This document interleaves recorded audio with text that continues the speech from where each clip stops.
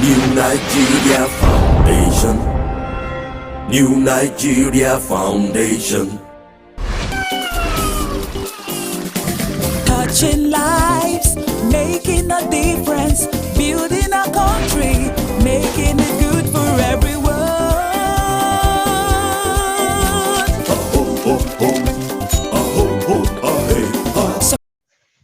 We welcome everyone to today's webinar titled Evolution of Vigilante Groups and Nigeria's Security Challenges. It is, like some of us know, is the second in the series that we have started in an effort to look at, maybe discuss alternative solutions to the security challenges that seem intractable currently about our country, Nigeria. It is also an opportunity to also look at the human rights aspect of the emerging developments in the sectors we are looking at in this series. The last webinar focused explicitly on the private security companies and how they can be mainstreamed into the Nigeria security architecture. Today, we are taking the conversation deeper, and we want to look at the evolution of vigilante groups that, as we know today, led up to the emergence, even up to regional security outfits. It is a common knowledge that vigilante groups and these regional outfits, such as Amotekun, Hisba, and other pseudo-ethnic militia groups have emerged. For instance, you have the Besu, you have the Bakassi Boys, the Eastern Security Network, and a lot more. In recent years, they've emerged, and there are implications to their emergence. There are contributions, probably, as we want to hear today. So we have organized this, New Nigeria Foundation has organized this meeting to look at the totality of all of these, should I say, sector and emerging sector. So today we welcome you formally to this gathering. And before we go further, I would like to invite Professor Bafemi Ajibola, the MD, Chief Executive Officer of New Nigeria Foundation, who is our host today. Professor Ajibola, sir. Thank you very much, Fred. Let me say a big thank you to everybody and welcome to this webinar. First of all, I want to say a big thank you to our resource persons today, Professor Odinkalu, Professor Albert, and Mr. Oyeleye. Thank you so much for creating the time to come on board and help us through this webinar.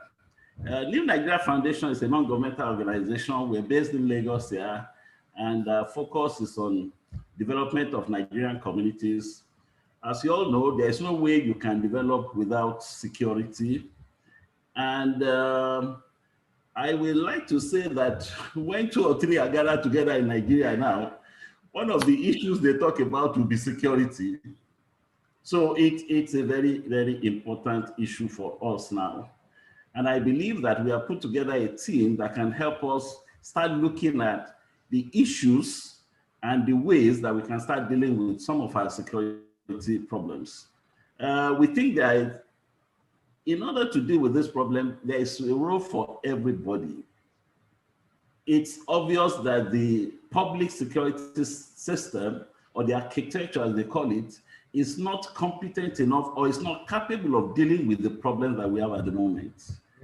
So we need to start looking at what role can each and every one of us play. Today, we are looking at vigilante groups and the public vigilante groups, as they also call them. You know, I don't know much about the definition of vigilante groups, but we are looking at these groups and the roles that they can play, and also we're also looking at the issues of human rights because they are so very much important. And they are coming to the fore because of the kinds of things that we find happening in our country at the moment. Don't let me take too much time. Let me just say, you're welcome to this webinar. I'm really looking forward to an exciting time today. And once again, I say a big thank you. Let me hand it over back to Fred. Thank you, Fred. And thank you, everybody. Thank you very much, sir.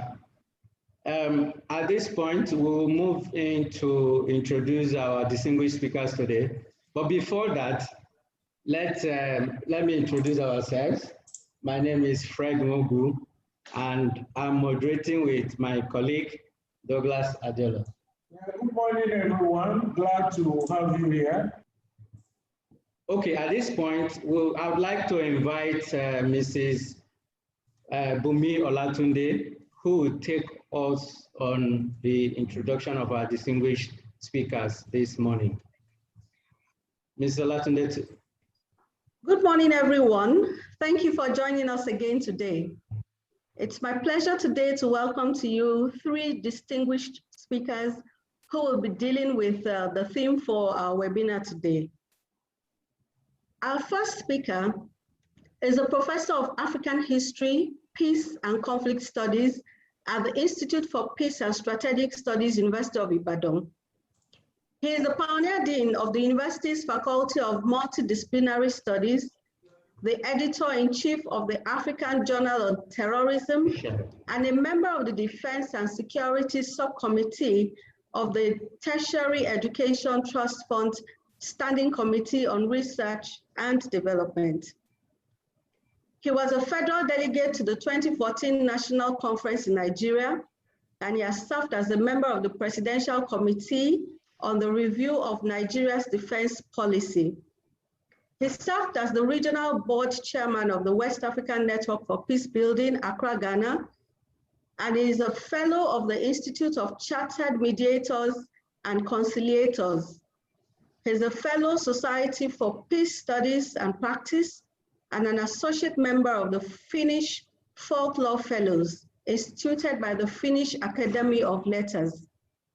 He became a member, West African Body of Peace Fellows, Accra, Ghana in 2019. He's a full member of the Chatham House, London, and he has published extensively on issues relating to peace and security in Nigeria. His latest book, Urbanism and Crisis Management in Africa, was published in 2019 by the Pan-African University Press in Texas, London. It's my pleasure to welcome Professor Isaac Olawale Albert. Thank you so much. Thank you for coming, sir. Thank you for accepting to speak with us today. Thank you, ma'am. Our second speaker is a renowned human rights activist, a distinguished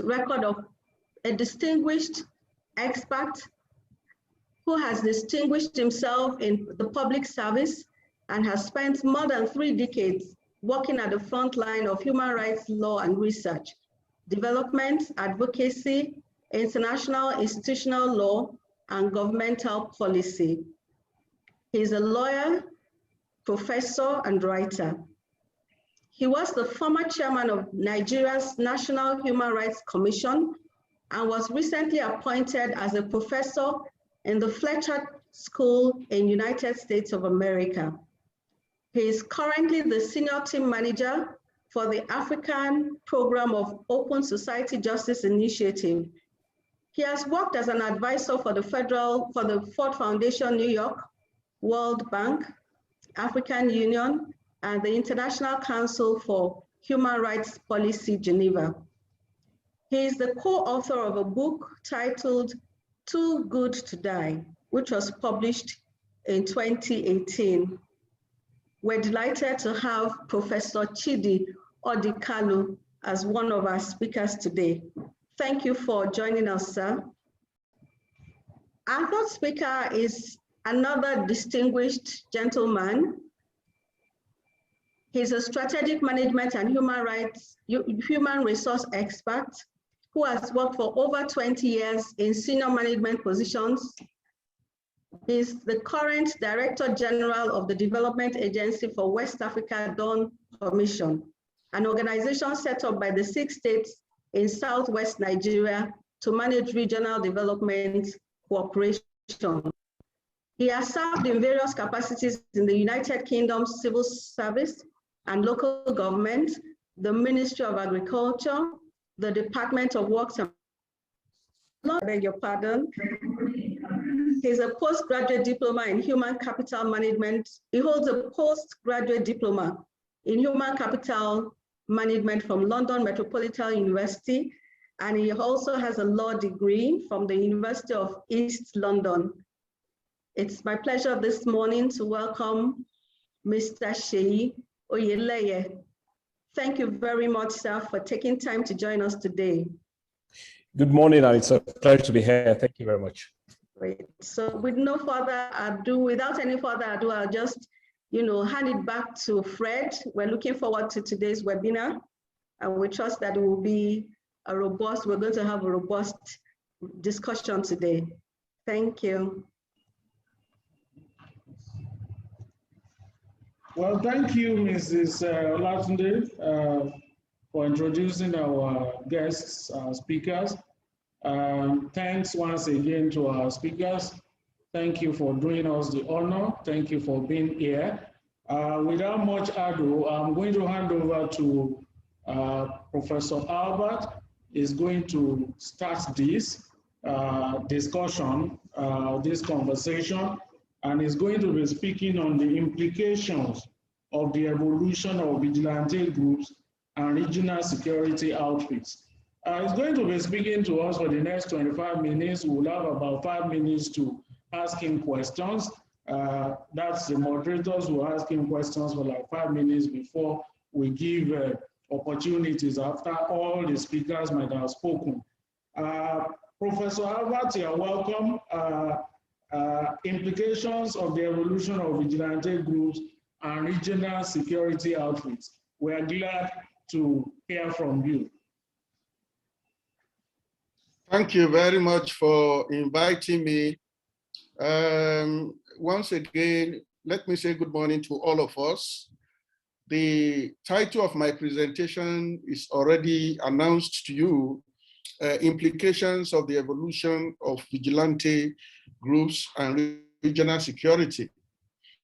As a classroom person, I will not start with the implications. I really want to shed light on what I consider to be vigilantism, because it is only when you know the problems very well, then you begin to say you want to discuss the implications of the of the group. Now, I want to start theoretically by saying that the primary purpose of any government is to protect lives and properties of citizens. Where this role is not actively played by political leaders, of course, citizens resort to what is technically referred to as self-help for guaranteeing self-protection. But self-protection is recognized by the law, but self-protection can also be taken too far as to be referred to as a form of vigilantism. Now, I consider this generally to be the sociological background of what is technically referred to as vigilante politics. So I will speak more on this later. But I also want to take another look. I want to take a look at the phrase, evolution of vigilante groups, in the topic given to me. That is to say that probably by using the word evolution, we are calling attention to the fact that the issue of vigilantism in Nigeria should be looked at diachronically, historically, or from the context of how it all started. Well, this is not, I mean, we are not surprised that we're looking at this. What we're trying to say here is, since when this rain has been beating us? My simple response to that is to say that all societies of the world have a history of vigilantism. There is no society that has never witnessed it. You have vigilantism at the level where the state fails to protect. This could be a figment of the imagination of citizens, but it could also be part of the reality of the society, that we have given so much power to the state to protect, but the state fails for whatever reasons to protect. But on this occasion, that is for this meeting of today, I think we need to probably limit ourselves to how the likes of MASOB, Bakassi Boys, OPC, how they emerged in the 1990s. And in addition to that, we need to take a critical look at what we're witnessing today, what one would refer to as proliferation of vigilante groups. As I go around the country under different systems, it's like there is no state of the Federation today that is not having one form of vigilante group or the other. They call themselves different names, and it's becoming very, very worrisome. And I think one has to thank you for actually organizing this meeting today that is forcing us to critically engage the subject matter.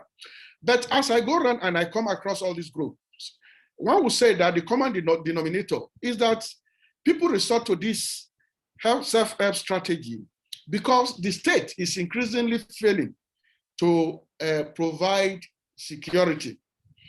Now, the third leg of the topic that you have given to me is regional security outfits. And this suggests to me that probably what we're trying to do today is, at the end of it all, to focus on the emergence of the likes of civilian JTF in the Northeast. Because most of the time when we talk about vigilante groups, we forget civilian joint task force in the Northeast that has provided so much assistance to the Nigerian military, and that the Nigerian military has exploited so much. I work with that group under the UN system, and it is the group itself is a security question. Unfortunately, we're not actually interrogating the group sufficiently. And then I think we are also trying to reflect on the Amateku in the Southwest, the Amateku security outfit in the Southwest. We are trying to look at Ebubiagu in the Southeast, side by side with these formally established structures. I'm saying formally established not because I'm saying I'm happy with them, but it's like the Nigerian state has decided to find a way of working with these groups. So side by side with this group is also the need for us to consider the likes of Sunday Igboho, who is seeking or who claims to be protecting Yoruba people. We need to look at how ESN tries to cleanse Igbo land of the menace of the so-called killer herdsmen, and how local vigilantes try to keep Zamfara State clean of rural banditry. Now, I want to note that a room full of all these groups, when you bring all these groups into a room, suggests that vigilantism refers to different forms of self-help. So we're not referring to one structure. We are referring to different structures. We are referring to different groups. And all these groups are brought together by the fact that they have decided to create their own security system outside the state. The one attributed to citizens, that is the vigilante groups that are attributable to citizens outside any state support, and those organized by the state operate at different levels. Now, I want to, at this level now, attempt a definition of vigilantism. And to me, And I will also call attention to the different types that we have in the country and that have been recognized by extant literature and that I taught in security schools. I refer to a publication by Professor Rosenberg and Sederbach. They defined vigilantism, and I quote, as illegitimate coercion directed by private citizens against one another or against a state. So taking a critical look at that definition, we are saying that it is a form of justice dispensed by angered crowds against those considered to be criminal elements in the society. To me, it is an attempt to provide order outside the statutory provisions. It is a dangerous shortcut to justice. It is the attempt by citizens to protect themselves the best way they could, most especially where the state is perceived to lack the capacity or the will to protect. It is sometimes called jungle justice, as its modus operandi may not be in harmony with the existing legal frameworks of the society. It is not, but I want to call attention to the fact that vigilantism is not only done by citizens. It could also be done by government. And when it is done by government, that is to say, the government finds it difficult to respect its own rules and therefore has decided to operate outside its own rules. And we have plenty of examples here in Nigeria where the parliament will even pass a law, and then you find the implementers of the law as actually doing things outside those provisions. Now, taking all this into consideration, I want to call attention to some types of vigilantism that I think we should factor into our analysis. The most popular, and which I think we are trying to discuss in this meeting today, is what is known in extant literature as criminal vigilantism. Criminal vigilantism has to do with citizens trying to manage crime their own ways. And the understanding here is that the state is not managing crimes well. There is a robbery attack in your neighborhood. The robbers are caught. Rather than taking them to police station, you set them on fire. It suggests that you lack confidence in the ability of our court system. You lack confidence in the existing policing system to address such a problem. And that is why you have decided to take the laws into your hands. It is referred to in extant literature as criminal vigilantism. And this has to do with citizens dealing with criminal breaches in their neighborhoods, their own ways. And it tells you that the citizens have either problems with the laws or the applications of the law. The second one, which is widely referenced in the Western world, is what is called ethnic or racial vigilantism. You attack people because you hate their ethnic group, you hate their race. And the literature on this is really very, very rich. It's very, very rich. You know, blacks killed. You have those called red hairs who go around looking for those who do not belong to their race and who try to eliminate them. And then early in 1994, when I was in South Africa, some blacks took me to a place where you find written on the wall, "Kill the Boers," and they said it was written in human blood. So the third one is religious vigilantism. You hardly find people using the word religious vigilantism, but when you take a critical look at the existing literature on religious fundamentalism, religious extremism, you would find out that they are not too different from what is called vigilantism. you are not only protecting your religion, but you eliminate anybody that is outside your religious group. So part of what we are witnessing in the Northeast today, this Boko Haram crisis, of course, will fit well into what some people will refer to as religious vigilantism. And then you have political vigilantism. The literature on this is also very rich.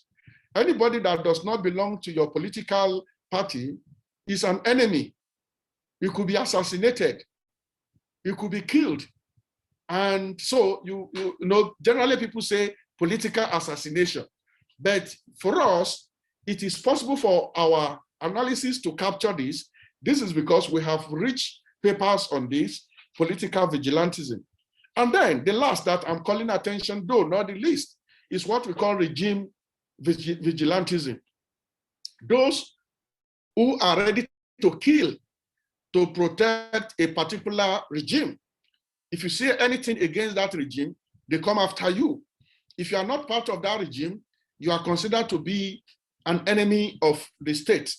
Now, we can match all this. It is possible to match all these different types into what I will call categories. Is another layer of analysis.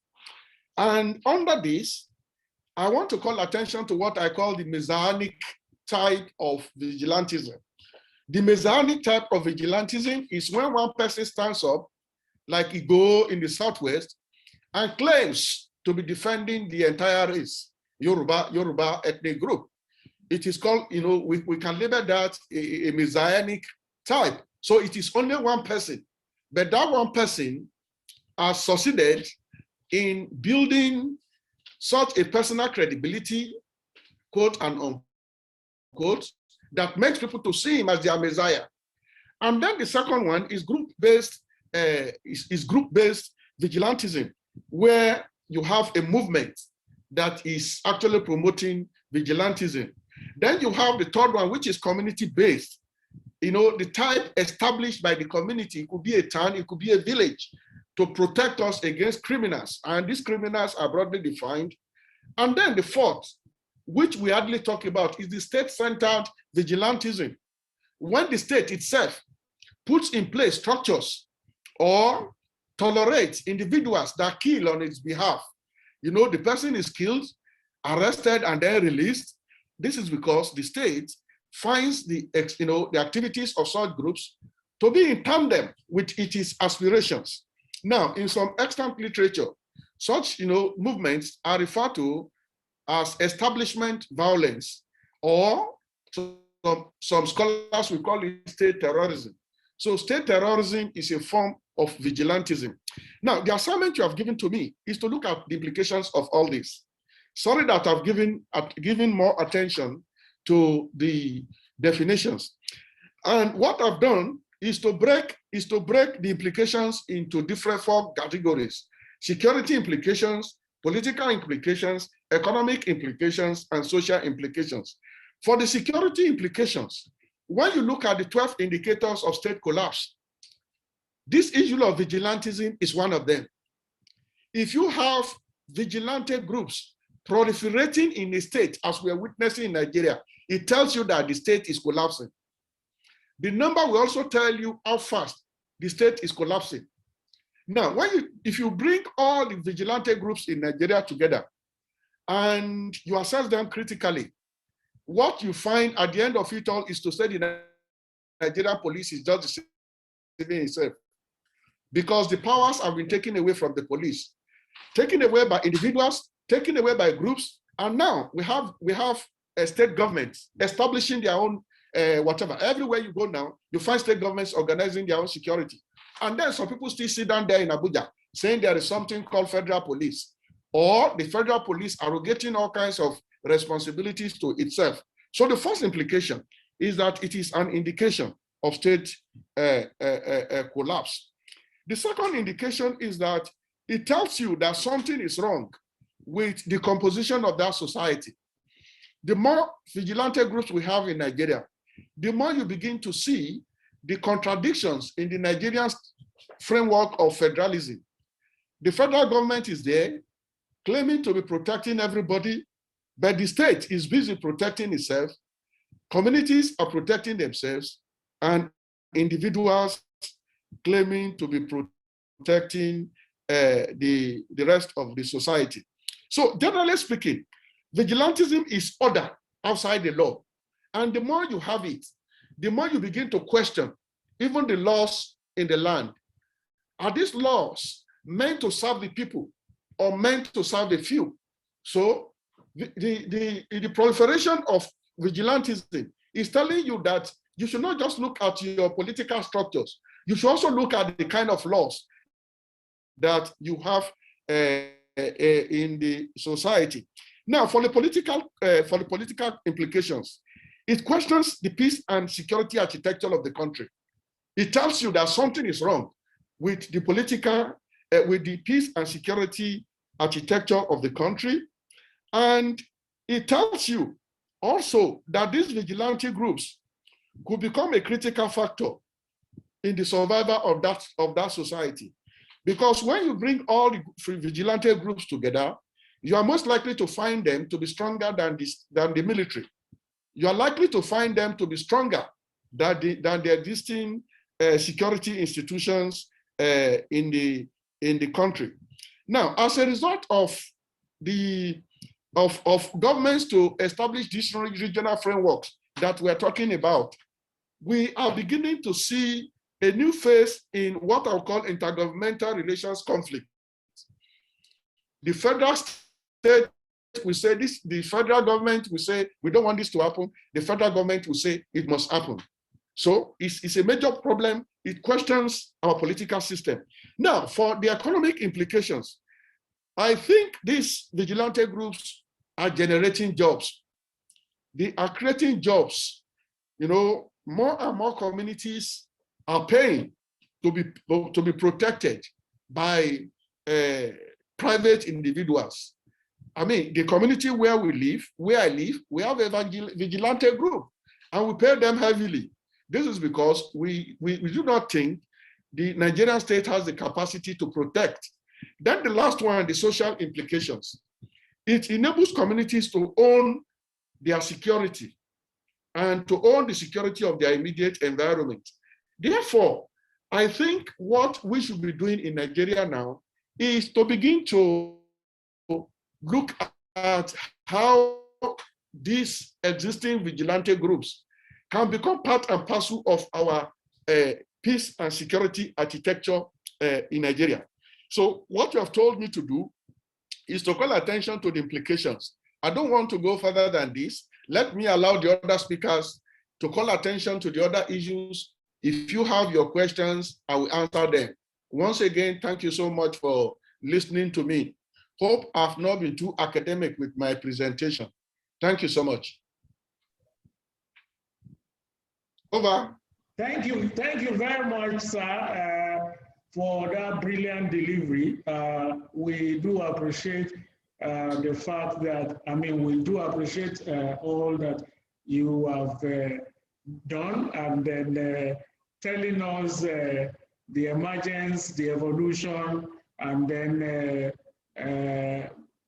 broadening our minds on the issues of vigilantism. So we are glad. That you have done this brilliant job. I would like to ask, someone just sent in a question, that how do we define metamorphosis of vigilante groups that are formed by the same community that they turn against? There are instances where some of these vigilante groups come up and all of that, and then they end up, turning against such communities where they are formed. That's a question coming in from someone. So please, I don't know if you got that right, and if you can respond to that, sir.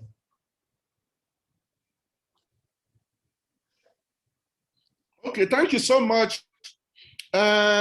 Many years ago, Governor Yari of Zamfara invited me to his state, and I met the security committee of the state consisting of director of SSS, commissioner of police, and we interacted. And that was early in the crisis, in the security crisis in that state.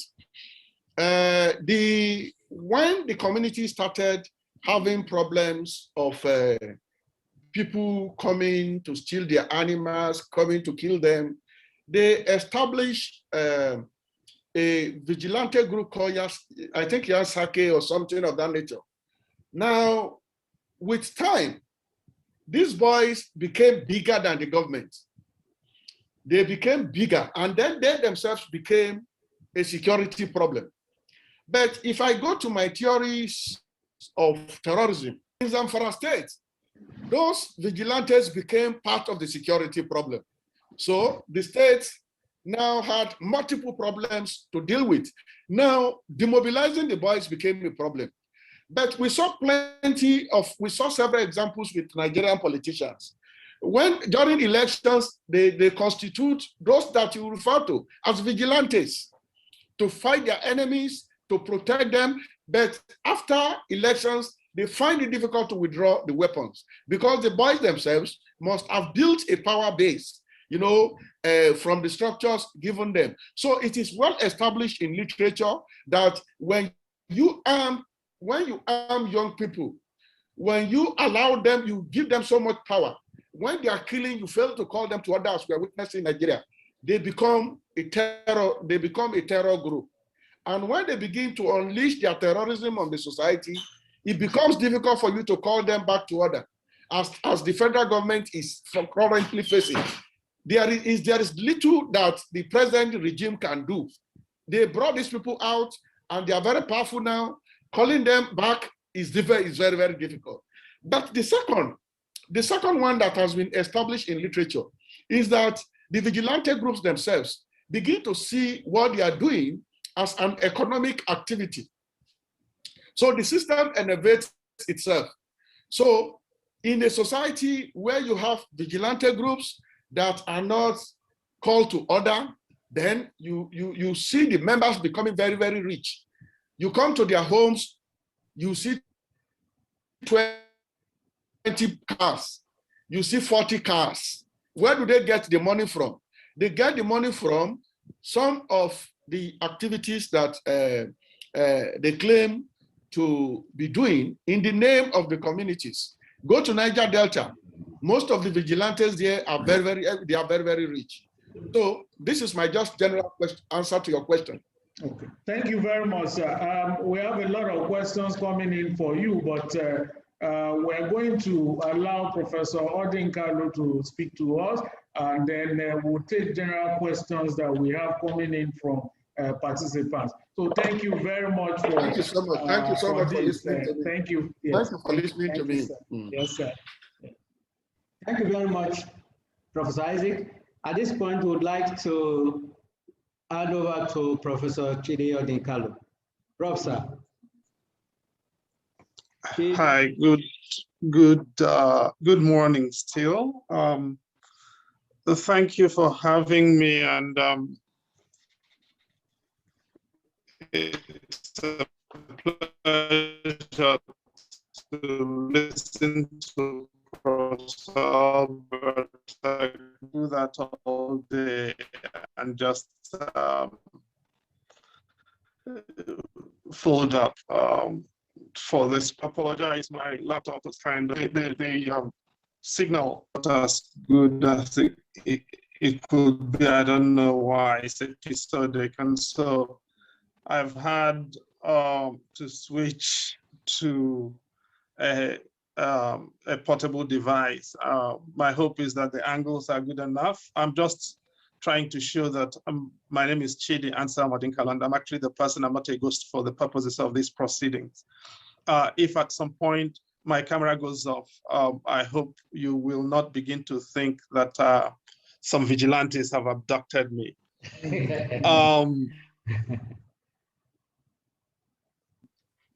I should start by, I like the point Professor Albert makes about the economic dimensions of vigilantism, and I have to also express gratitude actually to the NNF for this session. And I see Auntie Yemisi is here. I bow and tremble, ma. But it's pretty timely for reasons that will become evident very shortly, assuming that they've not been made already.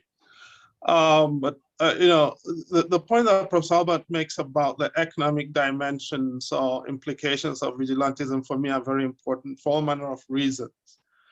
In a society as stratified as Nigeria, I think vigilantism is a mechanism of access to social mobility in a way that we cannot understand, because mobility is rather fossilized in Nigeria, and too many people are excluded from social mobility, from access to influence, from orientation, from a sense of self-worth. And before you open your mouth, somebody will ask you whether you know who you are talking to and whether you think you will ever be anything in your life besides what you are. And so different people try to negotiate mobility in different ways, and vigilantism has become a mechanism of achieving that. But that's, for me, is a segue to really the essential argument I want to put forward. Having started with a point on which we agree, I slightly want to diverge from the perspective of Professor Albert, because what I get, and I hope I read him right, is that the police is the rule and vigilantism the exception. I want to suggest and invert the topic actually, and suggest that actually vigilantism is the rule and the police is the exception. So I'm not going to come here to discuss for you or with you the evolution of vigilantism or the vigilante groups in Nigeria, because for me that's anomalous. I would rather suggest that we look at trying to discuss the evolution of the Nigeria police force, because really that is where the problem is. The default setting of our communities is vigilante groups. That's where we started. Because it's difficult to discuss vigilante groups in Nigeria without discussing and understanding the evolution of Nigeria and the evolution of Nigeria, both in a conceptual sense of evolution of statehood and in a functional sense as in a geopolitical territory with governmental capabilities. And we can date the latter to 1914. And until then, it was a mission of colonial conquest. By the way, the onset of formal British interest started with formal British government in Nigeria, started with the revocation of the Royal Charter of the Royal Nigeria Company in 1900. Between 1886 and 1900, Nigeria was ruled by a company. And as we speak, that company was taken over. That company, Royal Nigeria Company, which later became USC, has become amalgamated, by the way, into Unilever, right? Now, before 1886, it was a collection of buccaneers and bandits for all manner of reasons who were trying to operate in the country under different guises. The first chief judge of Nigeria, by the way, was an employee and director of Royal Niger Company and was delivering justice, in quotes, in this place, all right? And the police was owned by Royal Niger Company. Now, before that, of course, you can go back to the origins of the Nigeria Police Force in 1861 or the Nigeria Armed Services in 1863 with the Glover's Houses. And all of those were recruited these were mostly, for the most part, they recruited bandits generally. And the communities resisted them with vigilantes. And if you go, you can go back however you want to read the history, pre-colonial history, but communities always kept vigilantes. That was how we managed security provisioning. Now we transitioned into the contestation with with pre-colonial entities, enterprises, buccaneers in different forms, then onto the period of the Royal Niger Company. And the subjugation of Nigerian communities was not complete. Even after amalgamation in 1914, it was not complete until into the 1920s, when finally the tropical rainforest communities in Southeast Nigeria, what is presently Southeast Nigeria, were brought under the control of the Brits. Now, until then, you did not really have a well-established police force. So how did security provisioning happen? It was by vigilantes. As we speak, most of Nigeria is ungoverned, right? You've got local governments in Niger State, for instance, Niger North, that are about 11,500 square kilometers, bigger than Lagos State plus Anambra State plus Imo State, one local government area. And they have how many police officers? Less than 500. How do Lagos, for local government elections last week, had over 25,000 police officers deployed. It is 3,777 square kilometers. Now you've got a local government that is over 11,500 square kilometers with less than 500 police officers. You can't police it. How do you therefore manage policing there? You've got ungoverned territories. So when you look at the crisis of insecurity in Nigeria, you see the correlation between landmass and insecurity. It is stark, right?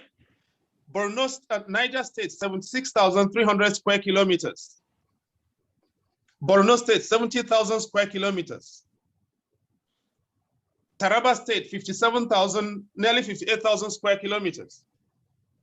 Kaduna State, 46,100 square kilometers.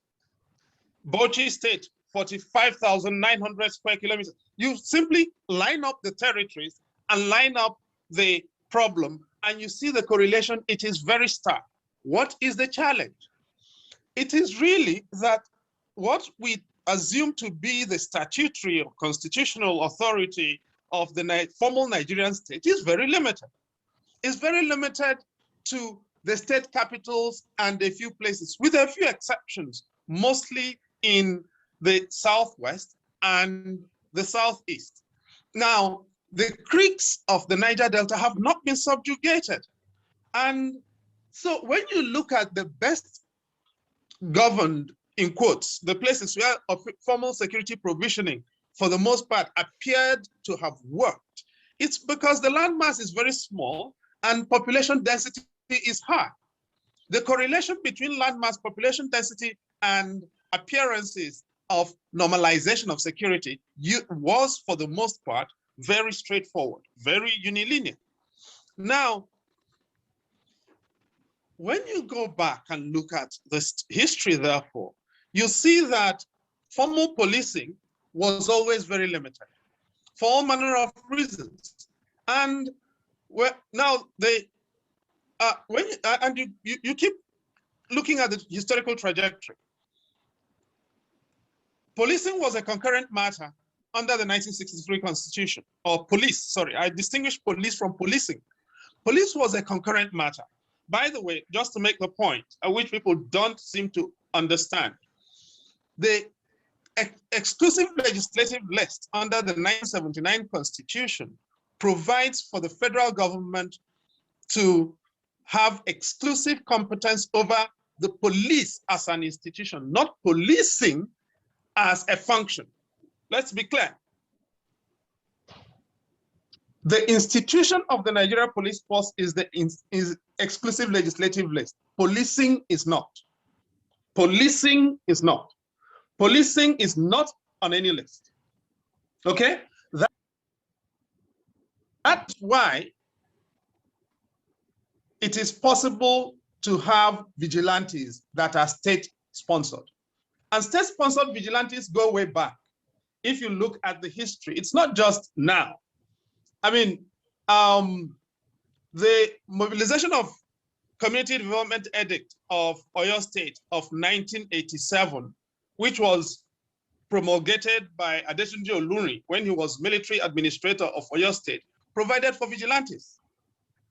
Native authority policing was, if you go back to the 1963 Constitution, I believe, section 1057, which provided for native authority policing, authorized native authority policing for those regions that wanted it, essentially was a provision for vigilante, for community mobilization of community vigilantes. Of course, during the Civil War in 1968, we abrogated native authority policing. Why did we abrogate native authority policing? Because of the ethnic problems that we had. That's only part of it. The Nigeria Civil War itself was a vigilante war. I don't know whether any of you realize this, but at the beginning of the war, the entire population of the Nigeria Army was under 8,000, commissioned and non-commissioned officers. The country had lost somewhere between 2,000 and 2,500 to the Biafran side. Now,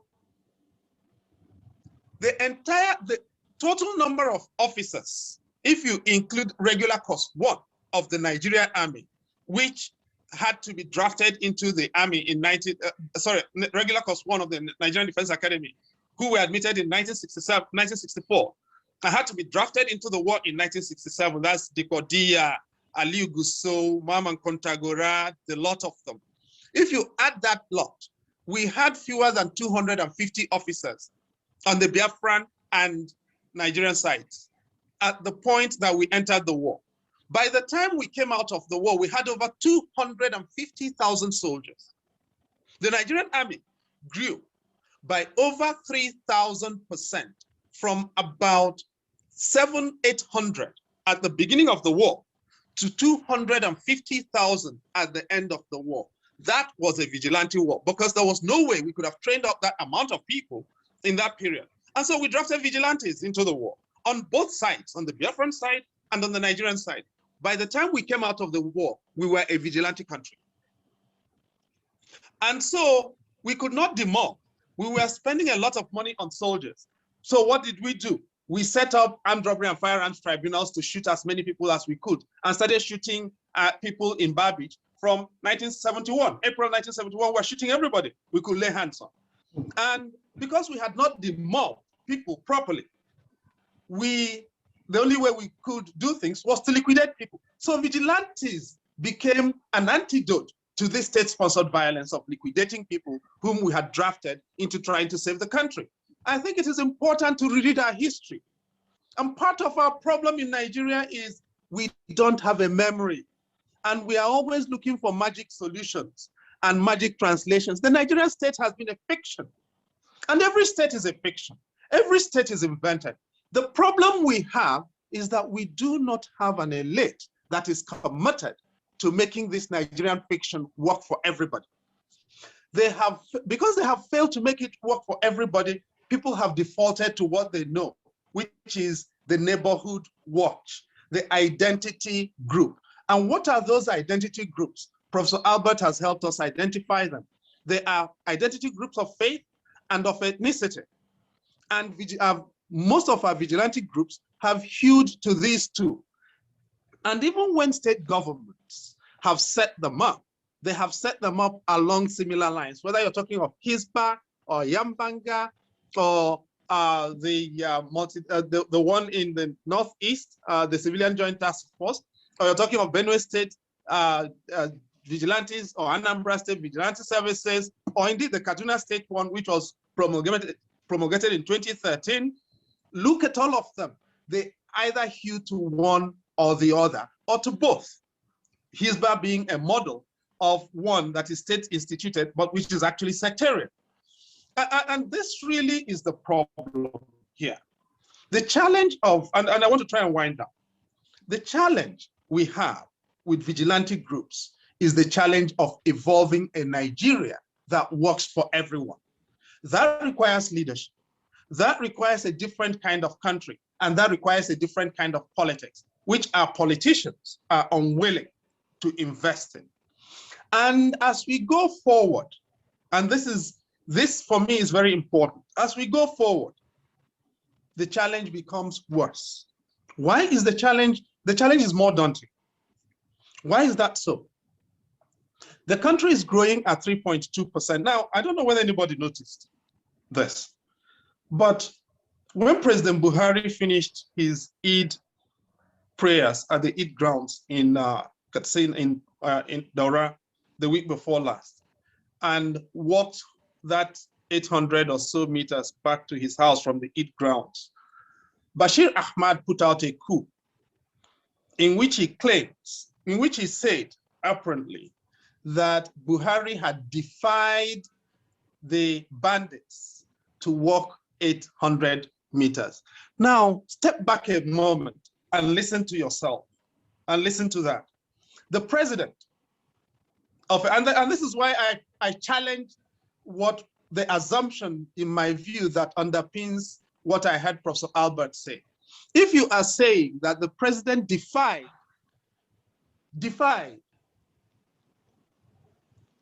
bandits to walk 800 meters, you are saying in effect that the default setting is the bandits, not official power, not official policing, not the Nigerian Armed Forces, not the commander-in-chief. Because it is the bandits who should be defying the state, not the state defying the bandits. When we have normalized the outlawry, and vigilantes are not outlaws, but we have normalized outlawry, and therefore citizens have got to fight back in any manner that they can. That is the challenge that we have got. The country is growing at 3.2% against a population, against an economy that is growing at between 0.22 and 0.28% if you look at the numbers, no matter how you calculate them. Over the past 6 years, therefore, basically, we have a situation in which demand has outstripped supply of public goods. Go back to your family. If you've got a family that can afford proper food for only 5 people, populated by husband and wife and wives and 40 children who have to struggle over food meant for 6 people, there is only one way to resolve it: violence. People have to fight. So Nnamdi Kanu, Sunday Igboho, Hisba, Boko Haram are not our problem. They are symptoms of an underlying problem of demand and supply. And let's be clear.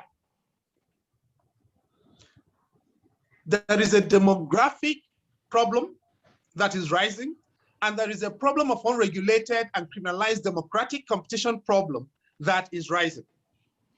Now, when you look at the numbers, the average population's family size in Nigeria, average fertility rate for a woman in southern Nigeria now is somewhere in the region of about 4 to 4.2%, 4 to 4.2 per woman.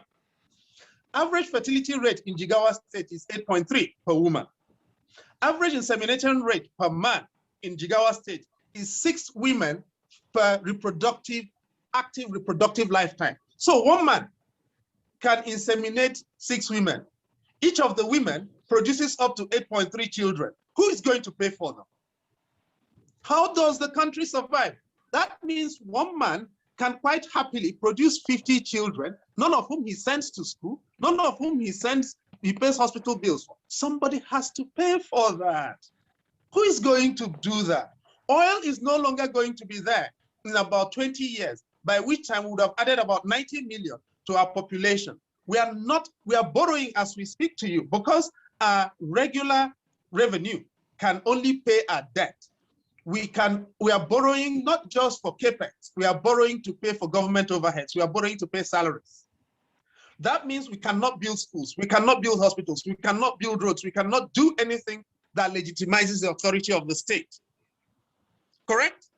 So how do you talk about police as default? We cannot even, in the village next to mine yesterday, they killed 2 police officers We cannot replace the police officers that we are losing, and we are still looking at police as the default setting. How do we normalize the Nigerian state in the imagination of Nigerian people so that they no longer see the Nigerian state as the enemy? That, for me, is where we begin this conversation. And that, ladies and gentlemen, is the note on which I want to end. Thank you. Excellent. Professor Chidi Odinkalu, thank you so much for your awesome presentations. We got so much. And we know that the participants also have got so much. We have some questions here in the next 3-5 minutes. Do we have? Okay, all right, so let's put the one we have here and those that are coming in, we put them together. During our question and answer session, we present them back to you and Professor Albert. Thank you very much. We are glad for the awesome presentation you made. Thank you. So I think we can move on to the next presentation. That's by Mr. Oyeleye, the DG Don. Is going to be speaking to us specifically about the evolution of public vigilante groups, the case of Amotekun. We'll be listening to him for the next 20 minutes. He's going to talk to us. He has a presentation here for us, which is currently being shared to us. So you have the floor, sir, Mr. Oyeleye. New Nigeria Foundation. New Nigeria Foundation.